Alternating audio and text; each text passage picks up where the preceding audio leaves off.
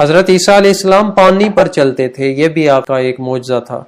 تو آپ کے حواریوں نے پوچھا کہ آپ پانی پر چلتے ہیں؟ تو فرمایا ہاں، یہ محض اللہ پر یقین رکھنے کی وجہ سے۔ انہوں نے کہا ہم بھی اللہ پر یقین رکھنے والوں سے ہیں۔ تو حضرت عیسیٰ علیہ السلام نے ان سے پوچھا اگر تم کو راستہ میں موتی اور پتھر دونوں ملیں تو تم کس چیز کو اٹھاؤ گے؟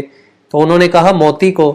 عیسیٰ علیہ السلام نے فرمایا نہیں، خدا کی قسم، جب تک تمہاری نظر میں موتی، یاقوت اور پتھر برابر نہ ہو جائیں، یعنی یہ جو تم کہتے ہو نا اللہ پر یقین ہے، اللہ اکبر، کیسی کمال اگزامپل سے سمجھا دیا۔ آج ہم میں سے بھی ہیں، ہم بھی کہتے ہیں ہمیں اللہ پہ یقین ہے۔